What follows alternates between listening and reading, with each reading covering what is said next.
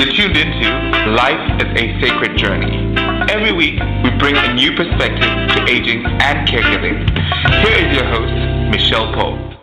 Good morning, good afternoon, and good evening to wherever you are in the virtual neighborhood of Life is a Sacred Journey. I am your host, Michelle Pope, and every Friday morning, 8 a.m., rain or shine, hurricane or whatever, I am here. And I want to thank you for supporting us and for coming to Life is a Sacred Journey. I am so excited this morning. I have met some incredible people through this platform. Felicia wanted me to, and there goes one of my incredible friends walking. I love dogs, you all know. Oh, in the background. I'm going to be a dog in my next life. So whenever a dog walks by, I'm like, there's that, there. Okay. So at Life is a Sacred Journey, the goal, the primary vision that I had when we started it was to support caregivers. Then I realized that we're all caregivers, right? Then I started realizing that it's about the life journey. So we talk about a lot of different things here at Life is a Sacred Journey. And most of all, we talk about love. Not just self-love, but self-love, and then the love that you give out in the world when you truly love yourself. Because when you love yourself, everybody just wants to figure out what's going on with you, and people start coming at you and wanting to love you up, and it just builds. It builds into this crescendo of this humanity that I feel that Life is a Sacred Journey is about. So I want to welcome you all this morning. I want to thank you for taking time. Get your coffee, get your tea, get your juice and your water, and sit down, because you're getting ready to be engaged in a wonderful conversation. So, back in March, I think it was, I shared this book with you, okay? I told you that I was beginning my journey with this book, Self-Love Workbook for Women, Release Self-Doubt, Build Self-Compassion, Embrace Who You Are, by Megan Logan, who is an MSW, Lcsw. Well, I started reading it, and I decided I had to get a hold of Megan. So, of course, Michelle stalks people. And with the modern day, you can do that. And she had stuff in here, so I found her.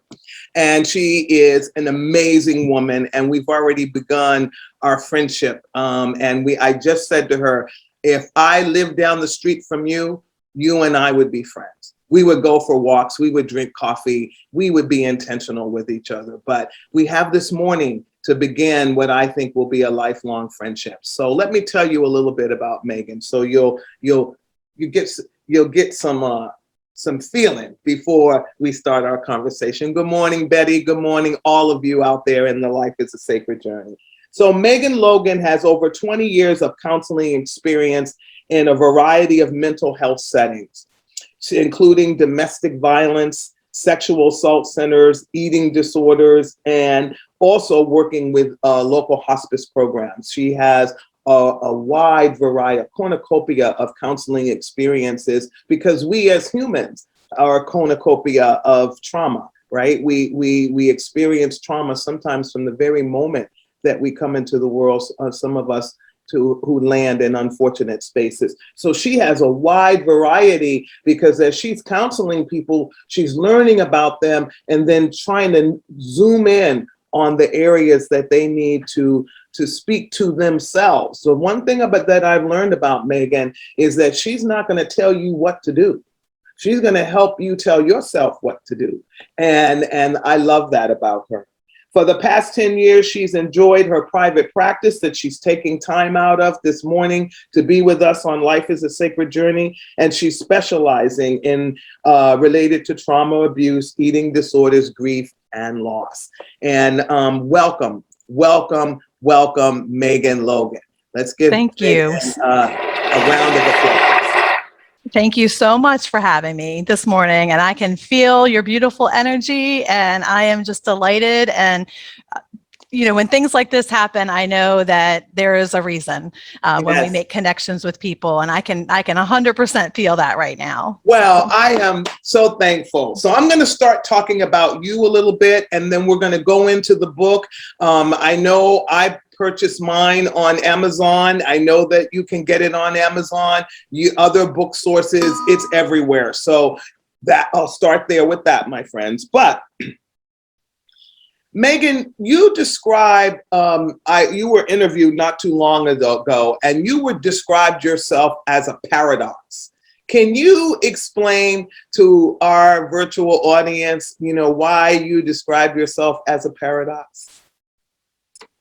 That is certainly a good question. I say that because I think, like most people, we're complex as humans, and I love to be alone. I love my downtime. I'm highly introverted. I could live by myself and not talk to a human for a month and be happy. And yet I work with people every day in my profession, and I love what I do, and I love connecting with people. And so that's a little bit paradoxical, I think. I also really enjoy thinking and analyzing and understanding things. And then at the same time, I appreciate the spiritual, the esoteric, the things that we really can't always understand or explain. And so I think that makes me a little bit of a paradox as well. I enjoy time with my family and my closest circle of friends, and yet I have connections with people all over the place that have really come from doing the workbook. So I think those are the ways that there's just this tension and imbalance there that actually creates a beautiful picture. Well, and we both resonated with that because a lot of times I'm sure you're mistaken as an introvert, as I am mistaken as an introvert, and I'm really not. And it's just that what I saw in your book also is the love for people. The love for humanity, that when we're with them, we give them our all. And so as a counselor, as a therapist and helping people, when you come into those situations with people, how do you navigate that space so that people feel safe? And, particularly now, I am so worried, and we'll talk about this a little, people coming out of COVID, or we're not even out of COVID, but this continuing trauma of being as a country in a COVID state. So how do you navigate those spaces with people so that they feel safe?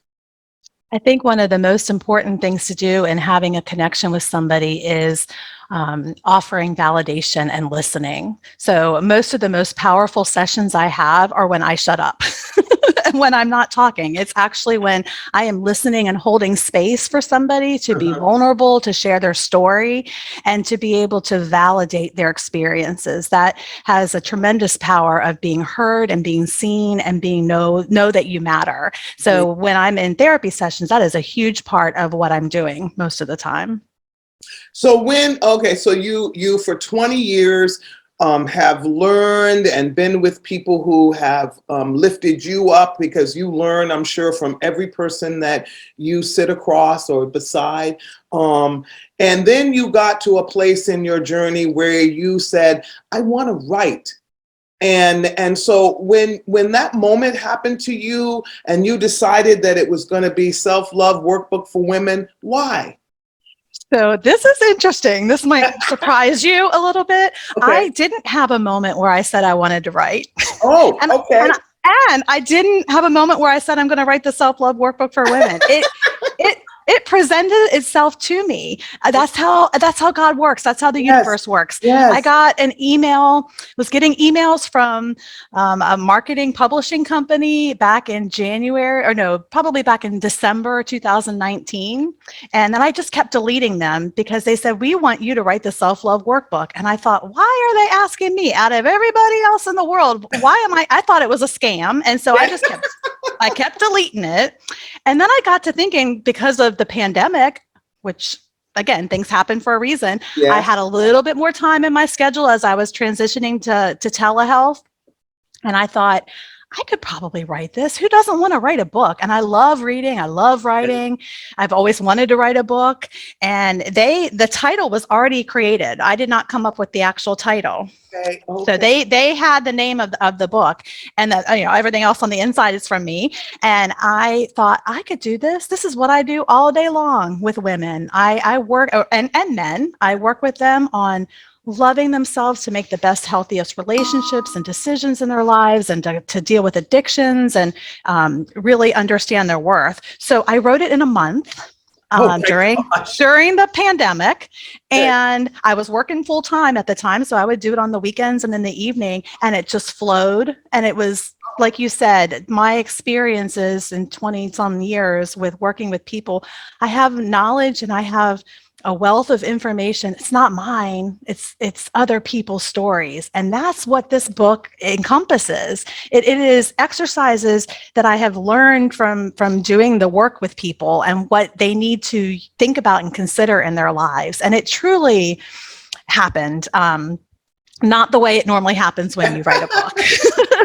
Well, but this is a great interjection here. One of the things that we've been talking about, Megan, prior to the show, we found out in our pre-conversation, we're both United Methodists, right? Mm-hmm. And that she, because I said to her, Nancy, if you're there, Nancy Redding, if you're joining us this morning, this is the book that I was telling you I was going to take some of the pieces and do our woman's spiritual retreat every year that we do in the Central Valley. And I said to Megan, the reason that I was using pieces from this is because I could find the biblical content. I could cross-reference it with biblical content. And that's when and then I started talking. And then she said, well, yeah, it wasn't supposed to be a spiritual book, right? They didn't want spirituality in it, but it's in here. And that was what I loved about it. Breathing, breath, prayer, same thing. I took that from Lectio Divina, which is a Catholic type of prayer where you breathe. It was infused in here without actually saying it. Right, exactly. So getting into the book. The reason everybody knows I love workbooks. Workbooks are so incredible to me because and I always do them in pencil in case I want to go back and do it like 6 or 7 months later to see if I still feel the same way or if I've grown by the time I've gone through the workbook. So workbooks are really important to me. And so I like that it's a workbook. But when I looked in the book, it was something that I thought was the language that you use is a cross-reference of language that we use in our society to describe who we are. But it also took people into a space where don't take those titles and those spaces, create your own. There was something in here where I want to find it real quickly here. The mantras for self-compassion. It's on page 55 if you have the book already, because I opened right to it. It's just so crazy. Okay. The mantras for self-compassion, and these are affirmations. Okay. So I talk about this all the time. What's the power? So I put mine on Post-it notes. I have cards all around with them. They're all around me. They're everywhere. But what is and they're on my daughter's mirror. So what is the power of having a mantra and an affirmations that you look at, that you read, I have one right here that says own your own power. Love it. Okay. And it's on a magnet. Because it's on the light for the stupid video. So, why, Megan, why is having mantras and having affirmations around us so important? Affirmations and mantras give us a way of changing the narrative that's in our minds that actually comes a lot of times from external sources, from society messages, from familial, intergenerational messages that have passed down that sometimes are just not helpful. They do the opposites. They demotivate us. They make us feel like we're not good enough. And so we have to find more helpful ways of thinking so that we can shine our light in the world or be more successful or do whatever it is that we're focused on, that we want to be able to have that richness and love that you talked about so beautifully. You said something, I don't know if it was on the live or whether it was right before, you were kind of amusing yourself as you were getting all the technical parts set up, and you said, "Oh, I love myself. I just am so funny," or something like that. And I thought that's it right there. You just demonstrated what that can look like and sound like, rather than, "Oh my gosh, what am I doing? I can't figure this out. I'm getting really stressed out because this is going to look really awkward." You were like, "I love myself," and that is exactly what it is. And what you say here too, that one of the mantras, my friends, is "my thoughts are just thoughts." That is what I highlighted it, because that was a very powerful, because I do live in my thoughts a lot. I self-analyze myself. I'm a retrospect thinker. I mean, that's Megan. You're an INFJ. So how important is that when you're a person's like you and I, because our thoughts can take us down the rabbit hole with Alice with no, So talk about our thoughts and how our thoughts can really change the trajectory of our day, our moment, and our space. Absolutely. That's the foundation of some of the theoretical model and counseling with the cognitive behavioral therapy and some of this acceptance and commitment therapy. They're kind of, when I like to infuse those two together, but the idea behind it is our thoughts, which we don't always control. That we can have a thought. If I told you to think about a purple elephant, you might start thinking about a purple elephant. Thoughts sometimes just pop up into our brains. What we do with the thought is where the power and what becomes so important. Our thoughts affect how we feel, and those feelings then affect our behaviors and our choices and spill over. So I always use this example with teenagers. If I'm walking down the hall at school and I smile and wave at someone and they ignore me, and my thought is, "Oh, I'm a loser. Nobody likes me. I have no friends," then I'm going to feel insecure. I'm going to feel sad. I'm going to feel awkward. And then I may not make eye contact with anybody else the rest of the day and sit at my desk and feel really sad and not reach out or be friendly. Yes. Now, if I walk down the hall and I see someone and I smile and wave and I think, "Oh, maybe they didn't see me," or, "Oh, they're probably just in their own head," or whatever thought, or, "Hey, there's someone else that said hi to me," and not focus on that negative experience or that what I'm assigning negative, then I'm going to feel confident, and I may make eye contact and talk to the person sitting next to me and have a whole different outcome in my day, all starting with a thought and the meaning that we put on the thought. So calling something a thought is just a thought. It allows you just to be able to say, "This thought popped into my head." And we can step back and look at it and see, is this a helpful thought? Is this a not helpful thought? I can figure out at that point what I want to do with that thought.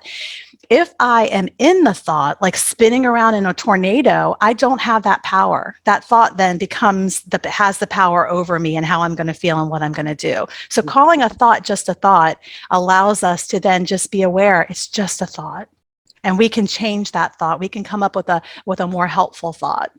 And that's very powerful in the context in which we're living right now, where we are, we have so much division based on ethnicity and division on who wears a mask and who doesn't wear a mask. And it always leads us to a place of judgment. And if we think about that judgment as just a thought, and then become more inquisitive about what it is we've thought, like what planted that seed for me? What's triggering me? Because you talk a lot about that too. What's triggering me? Then you begin to not make it about the other person, and it becomes about my self-healing and my journey. And you have seen that happen, and you definitely are taking people on that self-looking. Why do we always look out instead of in? As a human, as humanity, we have a tendency to always look out and say, well, it's this person's fault, or it's because of this or because of that. Is it scary? I think absolutely. It's a defense mechanism. Projection is one of those defense mechanisms where we take our stuff and we put it on someone else. It's easier to blame somebody else as a reaction than it is to look at ourselves and be vulnerable and feel insecure or feel some uncomfortable emotion. Just like we call a thought, a feeling is just a feeling. And when we don't put meaning on it, when we don't say it's good or it's bad or it's right or it's wrong or fair or unfair, that's what hijacks us into a whole another meaning when we put judgment on something. Now, that's not to say, so there's a spectrum. I was just gonna because there's mindfulness, which is radically accepting the moment that you're in. And then there's change that needs to happen. So the civil rights movement wouldn't have happened if we were like, oh, it is what it is. It's not good or bad. It just is. Yeah. No, we need to make changes, but we can't change something if we aren't mindful and aware and bringing attention to it and noticing it. We have to see it for what it is and what's happening before we can even make a change. And it can't come from somebody. Can it come from somebody else as their observation? But the person themselves has to adopt, right? It's not just has to do that work. You going, you don't look good in yellow. Well, if you think you look good in yellow, you're going to keep wearing yellow. So it's about getting information. That's getting information, feeding it. I always call it spiritual food. And you eat the good stuff and you throw away the bones, right? You maybe suck on the bone a little bit, but throw it away. And then you may say, wait a minute, I shouldn't have thrown that away because now I need that. And you get, okay, because maybe you're going to make soup broth now. So it's really figuring it out about what your triggers are, right? And we have triggers from times in our life that we were not solely conscious that those triggers were becoming a part of our life. Is that true? Yeah, sometimes those are unconscious. We don't know they're happening. Even messages and our influences, societal like messages that we incorporate and instill beliefs in ourselves, we don't even realize. And the thing that's interesting about, can you imagine how amazing it would be if everybody did that kind of self-love work? Because it's not a selfish thing. People sometimes will think, self-love is not, it's not designed to be that. It's designed to be aware and take accountability for yourself and your thoughts and your feelings so that you can change the world, or you can have good relationships so that you can spread your light and your gifts into the world. And I just sometimes think about that and kind of blows my mind of what a different world we would live in if we had that. For women and men. Women and men. Anybody. I thought about that when I was reading, and now that I know, the title and everything, and the content was not the content, but how you wrote it was because they wanted a book for women. But this workbook is great for men as well. I mean, they could have put a slash on it and said men or human. Yeah. Dogs too. Yeah, and dogs too, especially dogs, because they really enhance us. But women, let's talk a little bit about women before we run out of time. Women also are in our society take on so much without even knowing. I'm one of those women where I take on and say yes to things because I so am passionate just about changing the world. It's not about me. It's like, I don't care what well, first of all, I'm not even going to have a tombstone, so it won't even matter because I'm going to be, Megan, I decided to be cremated, and then my ashes are going in the bottom of a tree, a redwood. I purchased a redwood tree. Oh, I love that. All right. Give me the information on that. I will. Better Place Forest. They're amazing. Yeah. But, okay.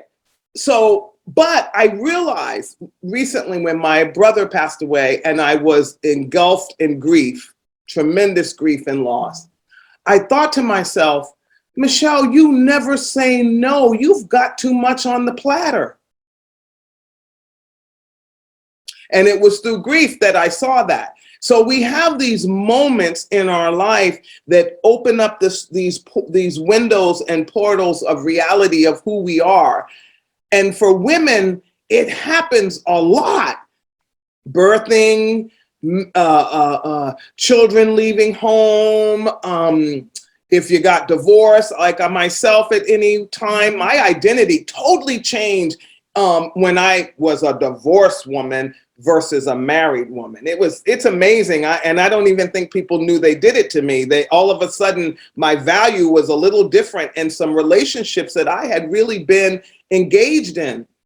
The road, and again, this doesn't negate the men. I love you, men. And this does not, but we're talking about the role of the woman in the space of life. Everything that a woman takes on creates a different trajectory for her emotionally, spiritually, and everything. And is that true, or am I making that up?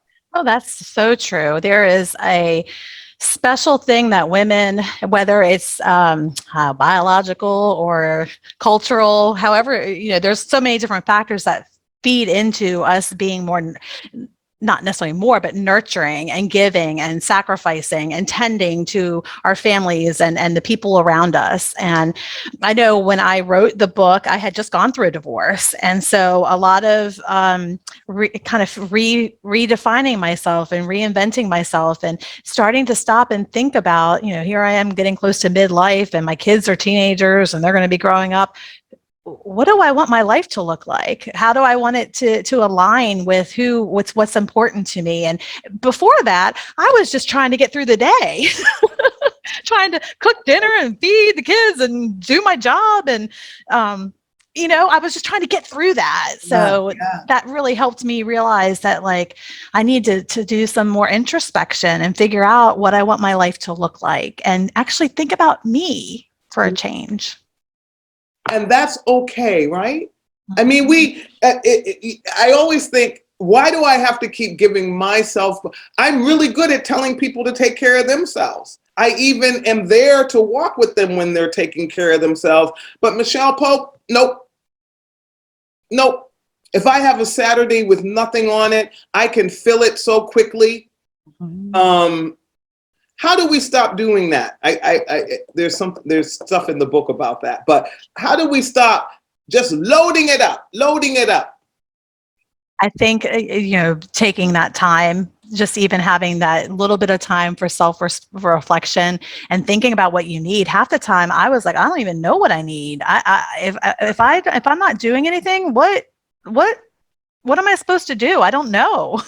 So figuring out what are our likes, what are our values, what are the things that inspire us, and then taking time to rest, taking time to give yourself play, things that you enjoy, not all the have-tos. If there's an imbalance of have-tos and want-tos, if you're only doing your have-tos, you're going to end up resentful, tired, and exhausted. And if you're only doing your want-tos, you may not be paying the bills or doing, some of the things that you're reaching your goals. Right. But we need to have a balance of that. Mm-hmm. And schedule time for self. I got that from Megan from this book. And so now I don't know if you're going to be able to see it, because I still keep a formal calendar, Megan, but on Saturday, it looks like I have Sunday, my life gets busy because of church, but on Saturday, you can't see it. I don't have anything, but I X'd it out because I am good if somebody picks up the phone and calls me or texts me and asks me for something to say yes. And what I've done is tomorrow, unless something I have forgotten comes up when I go through all my emails today to make sure I've done what I promised to do for the week, I am not doing anything. I'm not going to answer my phone. I'm not going to do anything. But I had to X out the day. Amen. To make sure that you talked about that though. Whatever it is that you need to do, to give yourself that space, do it, and then don't let anything, I mean, emergencies, of course, I'm never talking about stuff that is an emergency. Everybody goes, well, what if somebody calls and they're okay, I'm not talking about that. I'm talking about if nobody calls with a 911 or SOS, real 911, your life is calling you with an SOS and a 911.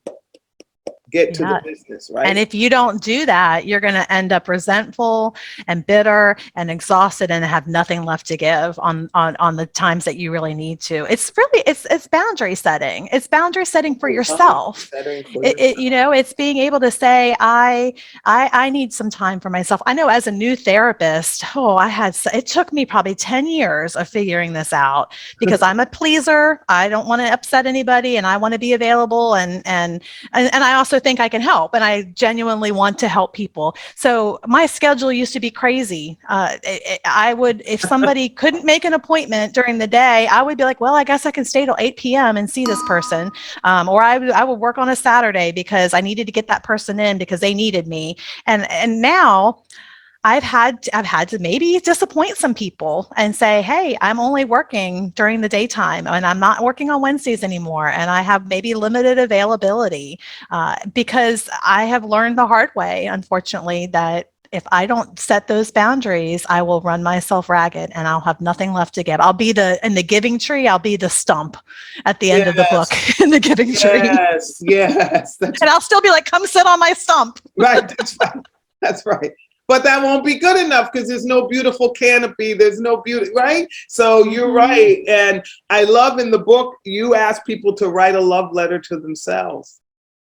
Yeah, we did this in a book club. It was, so I had a woman, again, this is how this beautiful book has made connections. A woman contacted me and wanted me to speak at her book club because she was using the self-love workbook. And I said, sure. And I fell in love with the women and I was like, I want to do this. So I have been a participant in the book club using my workbook, doing the exercises with them.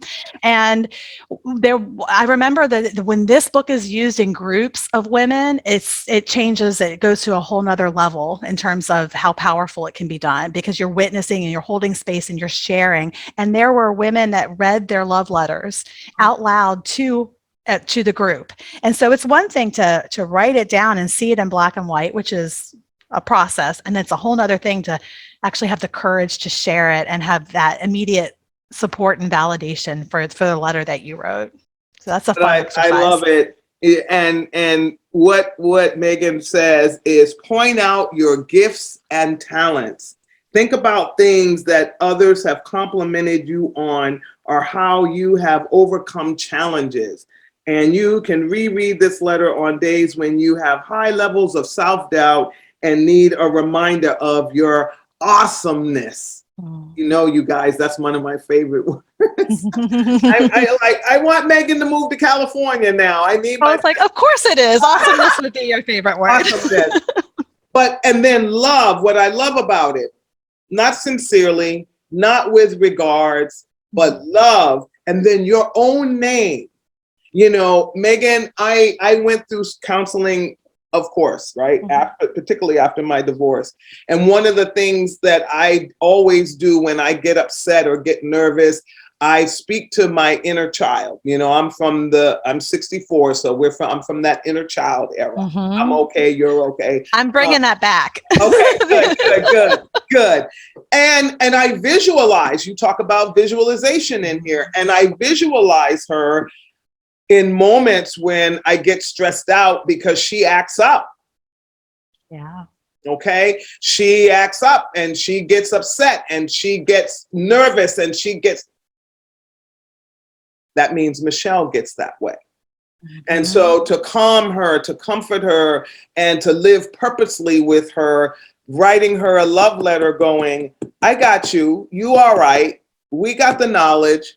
We're in the right space. This would not be happening. This is divinely, like your book. And then we move forward.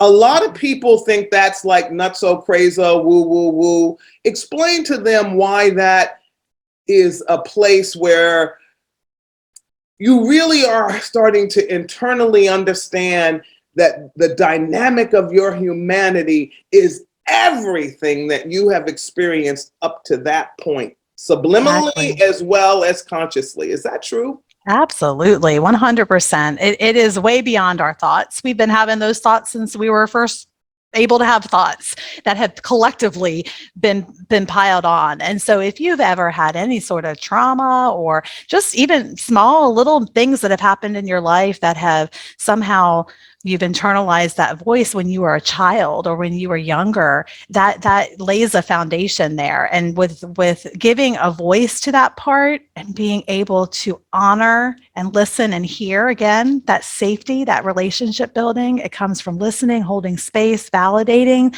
that little girl or little boy part of us that are inside, then we can help. We can help them feel safe. We can help them feel comforted. We can give them encouragement. And we're doing that to ourselves at the same time. So we are the little child. It's kind of mind-blowing when you think of that. It's like, what would I say to my little child? I'd say, Megan, you got this. You're awesome. You're gonna do a great job. Or don't worry, I'm gonna handle that for you. I'm the adult and I can handle this. That's some powerful stuff. One of my favorite, it's not in the book, one of my favorite therapy techniques is using a non-dominant hand journaling.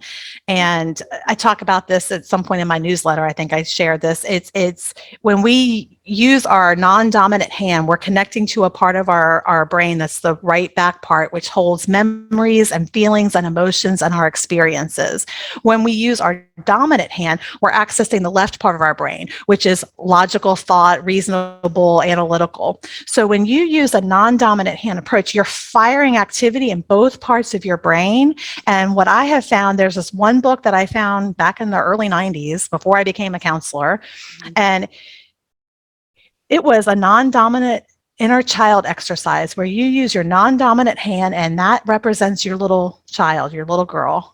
The dominant hand represents the adult version of you, and you have a dialogue back and forth. You draw pictures with your left hand, and it looks like a kid drew it or wrote it, and you can talk to that. And it, because you're accessing that right back part of your brain, you're feeling it. It's not just a logical, insightful, analytical thought. It is an actual emotional experience that you enter into. But then at the same time, you're using your dominant hand to like give reassurance and give the wise part of your brain a chance to connect. So it's talk therapy, I always say, is slow and you're analyzing, but you're not always connecting the head and the heart. You walk away there like, yeah, I get this, I understand this. But then that's like why the workbook is so good. It's connecting it to a more of an experiential level. Yes. Oh my gosh. I love that. This is going to be great for me. I'm going to start doing that. Check it out. There's a book, Lucia Cappuccioni is her name, that wrote a book on that. And it is hands down one of my favorite techniques. Okay. Yeah. Because when I was a little girl, I went to a Catholic school. And apparently I was left-handed. Oh. I am not now. they made you right-handed. Sure of that. Bam, bam, bam, bam. So to even I love that you just said this. To even put something in my left hand creates a visceral something from me. Interesting. So that's going to be really powerful. That exercise that's what I'm trying to tell you. I'm going to write you after. I'm going to actually do it with a paintbrush, I think. I bet our inner childs would have been friends when we were younger. Megan, how do people get a hold of your? I think you have I know you have a website and you have a blog. You have your own. Can you tell people how they can connect with you? And do you only see people in your office or in your location, or are you do you do virtual counseling as well? Yeah, so I started an Instagram right after I wrote the book, because apparently you're supposed to do that when you're trying to market things.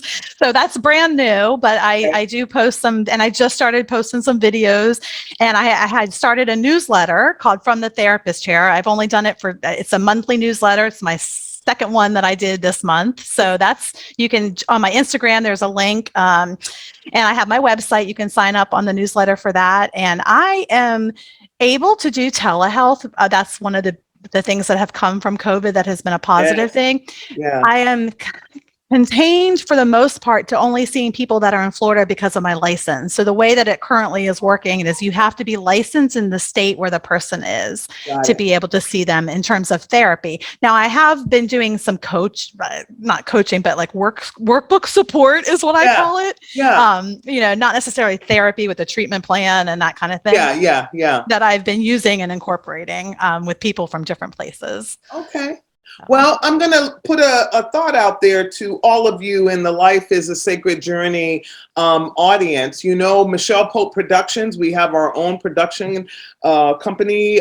Felicia and I are doing different things. And, we've been trying to figure out a way to bring a group of you together for something wonderful. And, maybe after Labor Day or maybe before the holidays, I can get Megan to come back and we can do a little bit of a book study. So write in the chat if you're interested, go to the email and let us know, and then we'll work with Megan to make that happen. I love this book. As I said, I have my copy, and then I have a copy that I can always give away to different people, my daughter, particularly young adults, but this is for anyone. This is for anyone. I actually want to say to all my older sisters out there, this is a great book if you're at that space and place that Carolyn Brent always talks about. What now? Who am I? My children are growing up. They don't need me as much. Now they have their driver's license. I don't even have to carpool them anymore. What now? Or, oh my gosh, this pandemic is killing me, killing my spirit. What now? How am I going to come out? This will help you to answer some of those questions. It may not answer all the questions, but it'll help you to reflect in your heart, mind, and spirit. And as Megan, I learned last year that we have a brain, as you just described, that has all this wonderful cognition, holds the file cabinets of our lives, all the snapshots and memories. But our heart also has, they found out, a little brain of its own. Amazing. It's amazing, right? And so if you think about that, that means that the cognition piece, yes, that's important so that you can identify, process. I'm very much pattern. But the heart brain is the brain that you're constantly wanting to fill with information that makes you and helps you to look in the mirror at yourself and say, whoa, I'm okay. I like me. And truly believe it. Right? And truly believe it. There was a time, Megan, in my life, and I lay myself bare to the audience, that I couldn't look in the mirror. Michelle Pope didn't wear makeup, not because Michelle Pope didn't dig makeup. It was because I didn't want to look at myself that long. That's the truth. Now that I've analyzed it, right? I didn't want to look pretty because pretty women, okay.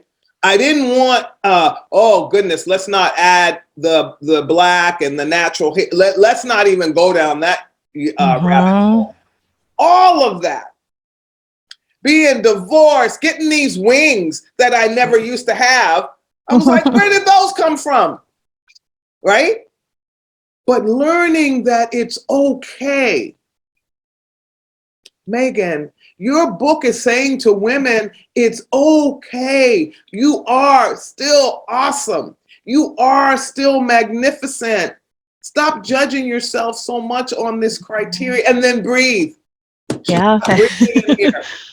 And really what you just described is the beautiful change between understanding and knowing something in your head, but not believing it in your heart. And there's a big space between your head and your heart, and connecting those two is when it transforms into something beyond our physical reality. That's when it really does. Life is a sacred journey. It becomes a spiritual experience. And when you tap into those kinds of things, going beyond your thoughts and your body and the outward measures of success and achievements and accomplishments, and really go into what is making this life beautiful. There's a Japanese term called ikigai, which talks about that. It's a life of meaning, and it doesn't necessarily mean it's external, these huge accomplishments. A life of meaning can be a simple thing as eating a peach and being able to feel the warm sun on your face and being able just to know that it is well with your soul, that kind of feeling.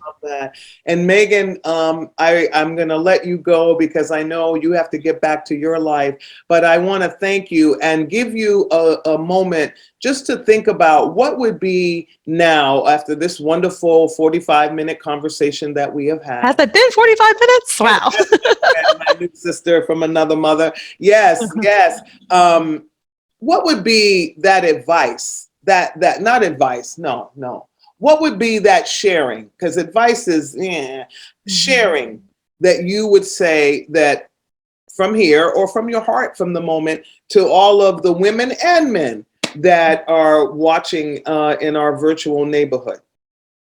I would probably say that when you embark on a self-love journey and you take the time to carve out to work on knowing your gifts and your strengths, you then can do amazing things in the world. Your beauty, your light, your gifts can radically change the world that we live in. And it starts just with you. And that's some pretty amazing stuff. So take the time, do the work, and give yourself permission to focus on that. It's not selfishness. And Megan, what you said earlier, and then the world will really change. Every day I say, or every Friday morning, I say to all of you out there, be the change you want to see. It starts with us. If you come out into the world and you don't say good morning and you don't smile at people and you don't look at people, then that's what you're going to get back. It is as simple as that.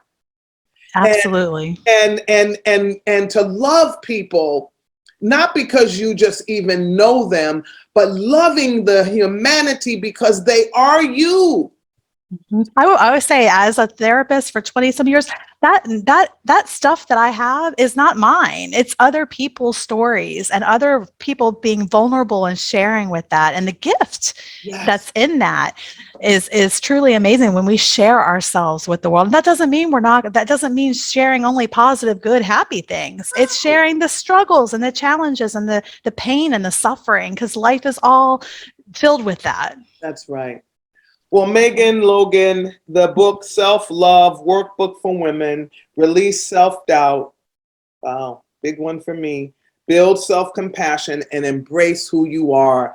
Do you embrace who you are? Love yourself. Megan, Logan, is there Instagram, her website? You can look her. I mean, I just put her name in and she'll tell you. I stalked her. Okay. Okay. So that makes me feel special. There you are. Carolyn Brent, you're down there in Florida. Get a hold of Megan. You and Megan are kindreds, just like you and I are kindreds. Do something wonderful, the two of you down there in Florida. And when Life is a Sacred Journey goes on the road, Florida will definitely be the state that we come to, because now I have two sisters in the state of Florida, including family, blood family.